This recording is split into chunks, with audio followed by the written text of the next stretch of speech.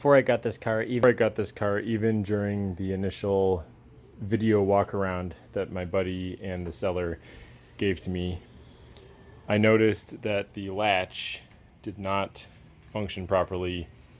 When I would close the trunk, I would close the hatch down and I'd hear the motor spinning, but nothing would happen.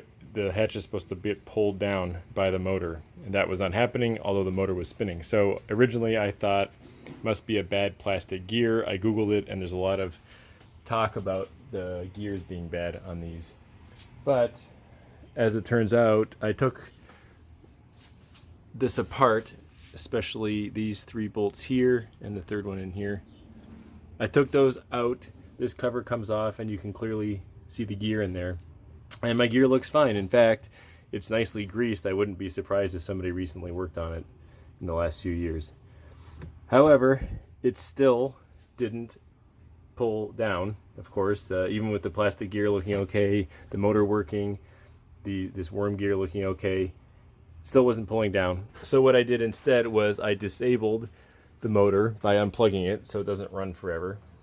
And I lowered this whole latch unit down by spinning the plastic gear inside, lowering this, or what should be lowering this, so that this can go lower. Now when I spun the gear, it did not lower this down, which is another kind of red flag as to why that's happening, but either way it didn't work. These nylon sliders might be all gummed up. I read that was another common cause of failure.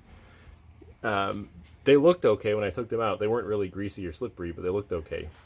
So as I spun the gear, it didn't really pull anything down, but what I was doing is creating a gap between where the gear rod or gear shaft was and where this latch should be. And eventually, after I spun the gear a few times, I just gave it a smack and it moved down quite a bit into here, which I think is about the right spot to close this trunk.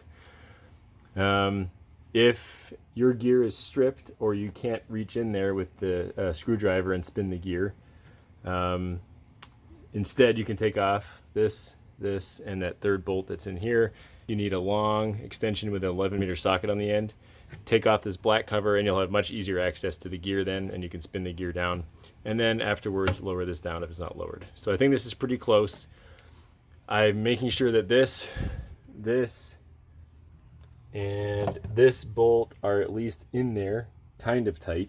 Now I'm going to do a test close, and if that works, I'm just going to tighten these down, and it'll be a manual trunk release, and I'll just have to be very careful how I close it so I don't break this beautiful curved glass hatch.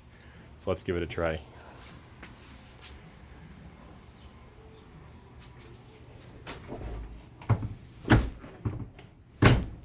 All right, it closes. Close on the second try. It's pretty aligned here. Maybe I'll leave it. I might lift it up just a little bit, just a hair. I might raise it up a little bit using these adjusters here, so I don't have to use quite so much force to close it, but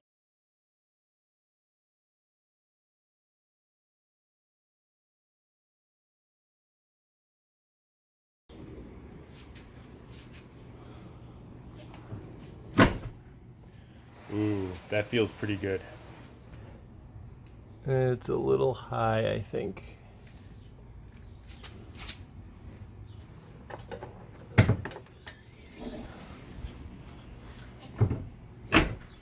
Man, it closes so nice and easy. Okay, I'm gonna lower it down a little bit.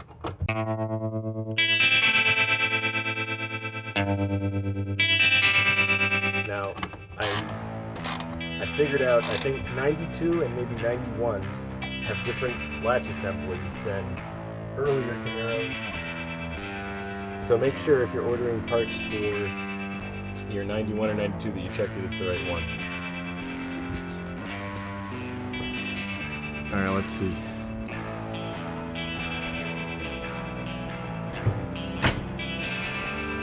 That closed nice. It's pretty level. Okay, maybe it's still a little high, but you know what? I think I'm gonna leave it like that.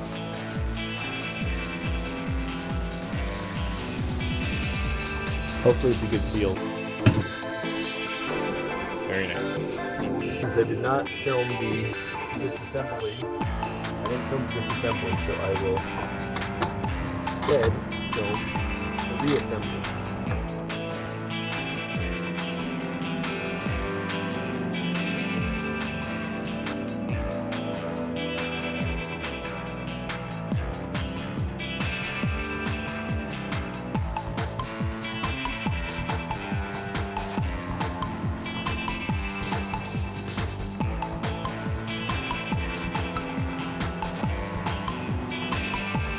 These components go into where the motor shaft goes, the worm gear. So I'll put that in now.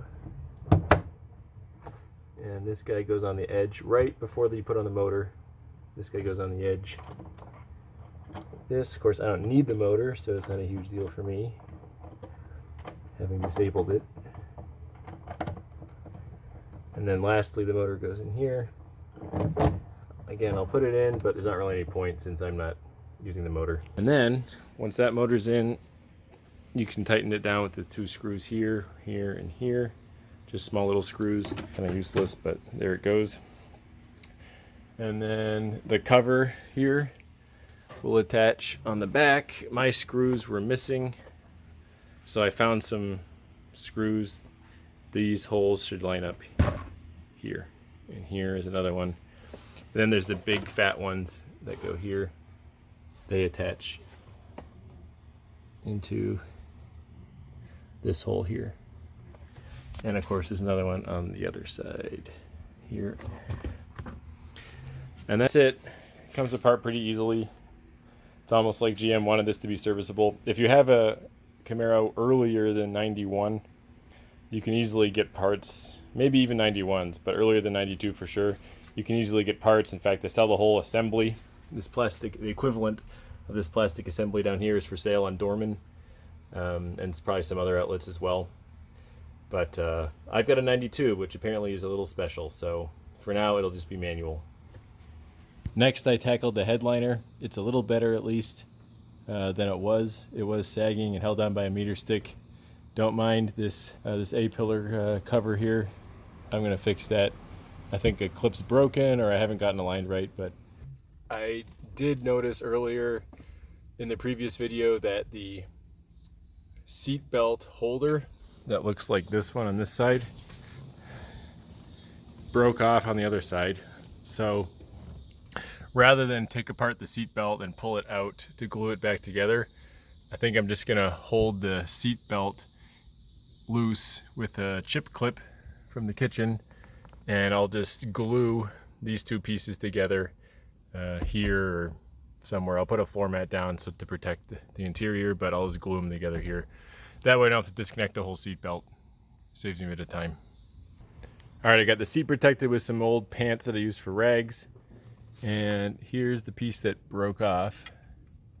I've got it situated so it'll kind of sit, it'll kind of sit where it is if I don't mess with it. And I'm gonna put some JB Weld on there. I do have the seat belt pulled out all the way and a chip clip holding it in place, as I mentioned. I got a bit more travel by pulling out the bottom seat belt as opposed to the time to mix up some JB Weld. All right, JB Weld is doing its job. I've got it pressed together. I know there's a lot of excess, but I wanted to make sure I got all the surfaces covered with it, because this unit will be under some leverage as people get in and out carelessly. That's why it broke in the first place. So we'll mount it up later. I'm gonna scrape off the excess with a razor blade or a sander maybe. For the next mini project, I took the 2 screws off the sides of this to get the third brake light out. It's not working. It's filthy, so I definitely want to clean that up, even though no one ever sees it. It'll bug me. Once I got this thing, once I got the screws out, I kind of had to pry it a little bit. I hope it didn't break anything, but I pulled it off, and when you pull it off, this red cover is on here like this. And then I kind of pulled that up a little bit. It came off pretty easily. It's got a little burn mark on it, you can see here. Gosh, and there's a lot of cracks on it too. And then here's the bulb. It's black and doesn't look very good. It's all burned looking, but the filament seems okay. So, not entirely sure why it's not working, but then again, it doesn't really matter. I'm gonna put a red LED bulb in there, and hopefully there's still current to that light, and that should solve that problem, plus be a little bit of an improvement in terms of visibility. I took apart the third brake light I showed you earlier. As I'm waiting for the new LED bulb to arrive, I am polishing it. It was slightly cloudy. Why I'm polishing this, I have no idea. Just bored, I guess, but it's going to look a little shinier, I suppose. And while I'm at it, I'll wipe down the housing as well. Make this a little shinier. Much better. The LED brake light bulb I ordered for the third brake light came in. Another Amazon purchase. I think it was about $11 for 2 of them. This is the one I didn't use. Looks pretty high quality. There's 360 degrees of light pattern, plus, crucial to the way this light is oriented, there's a backwards facing or outward facing light as well. I can show you what that's like. Got it in there now, and I'll use this pole right here, which contains the door seals, to test it out. Pretty bright. We'll have pretty good lighting on the back, and that one can be scratched off the list for things to do.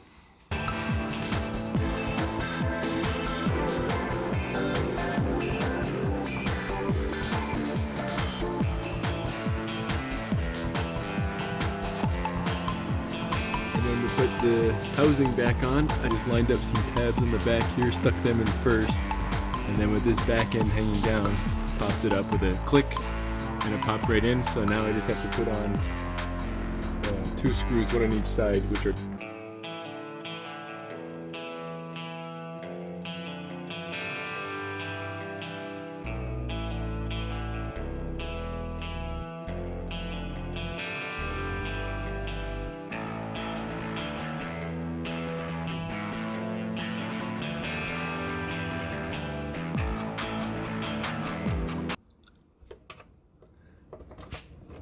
and for the record, it's a Torx 15, if you're curious. Next up was to tackle the rattly door handle. It was loose, even though it worked, but I wanted to fix it and make it a little tighter. So I ordered some door rod plastic parts online. It ended up being unnecessary as my plastic parts were good. What I did instead was use some JB Weld to reattach a lot of the rattling pieces at the door handle. Thanks again to the Ace Hardware on Ogden Avenue in Berwyn. They cut my old keys for me, even though they couldn't cut the ones I didn't order from them. Pat there was still a big help in giving me advice on what to do next.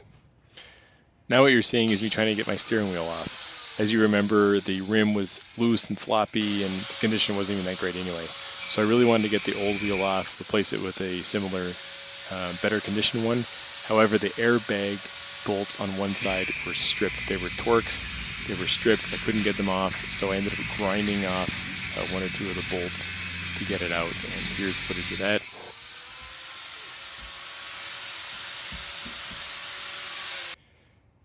Well, a little sketchy, but I'll check the embers and sparks that flew out, make sure nothing catches fire, have my fire extinguishers. I always have them ready anyway. And then I'll get this wheel out, hopefully with a puller tool. Well, here's how I got my wheel off.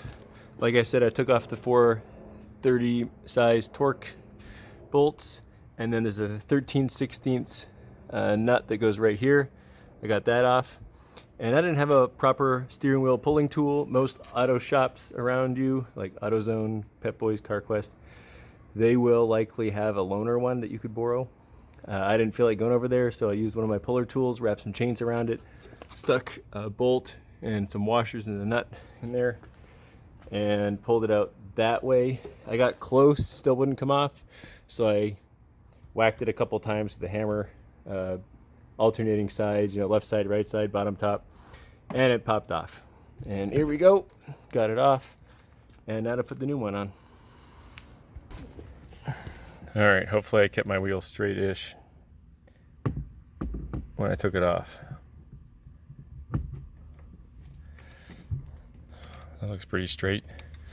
All right, 13/16 nut back on there, airbag with the 4 fresh new non-stripped Torx bolts on the back, and should be back in business. When I took the wheel off and put the new one back on, I forgot to put this airbag wheel or this airbag plug back in, so I pulled the wheel back off again using the same method. Pulled the made sure the airbag plug was pulled through the wheel properly. Now I'm going to put the airbag back on, then I've got the wheel tightened down again. So